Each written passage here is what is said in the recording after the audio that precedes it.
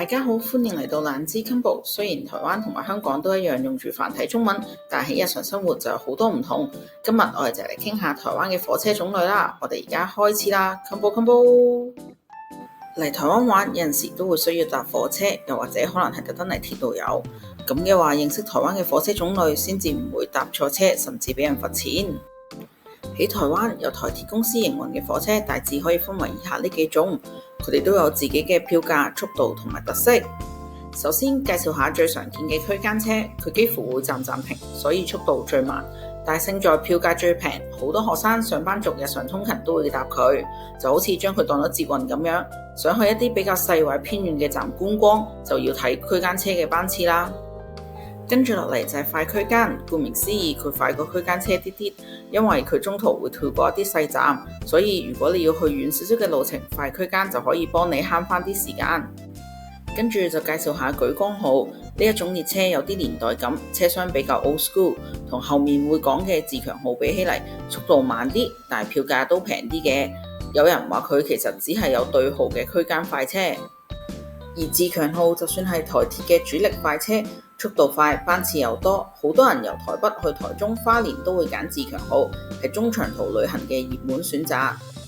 另一款快車係普悠瑪號，佢最大嘅特色就係傾斜式車體，過彎嗰陣會自動傾斜，等列車可以行得快啲。主要係行東部幹線，係趕時間旅客嘅首選。最後要介紹嘅車種係最新一代嘅新自強3000，呢架列車唔單止速度快，車廂嘅設計都好舒服，有 USB 插頭同無障礙空間等等，成個感覺好現代化，又同高鐵好似，所以被公認為係目前最豪華嘅火車。喺台灣搭火車好多時係唔使事先買飛嘅，只係需要用悠遊卡或者一卡通之類嘅交通卡，就可以直接入去搭區間快區間車，70公里內嘅莒光號，就好似香港用八達通搭東鐵咁樣。不過如果要搭自強、普悠瑪或者新自強3000呢啲長途快車，就建議要買車飛先，咁樣先至可以確定有車又有位可以坐。長途快車嘅車飛仲有分對號座、自由座同埋站票。對號座即係有指定嘅位置，有買飛就可以安心坐到終點站。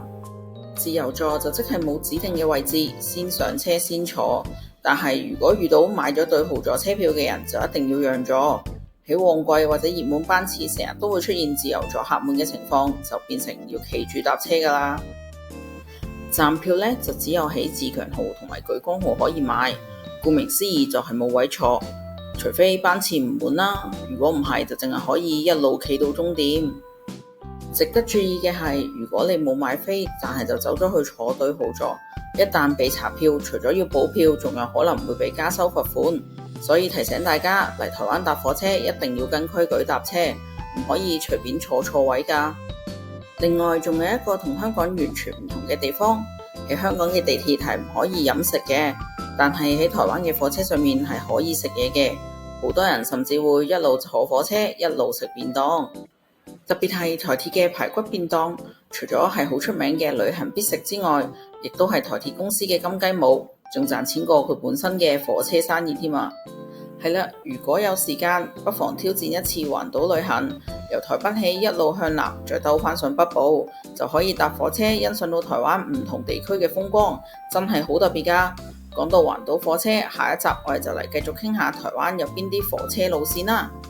今日嘅分享就到呢度，如果中意呢條片嘅話，記得 CLSS， 你嘅支持就係我繼續落去嘅動力，下次見。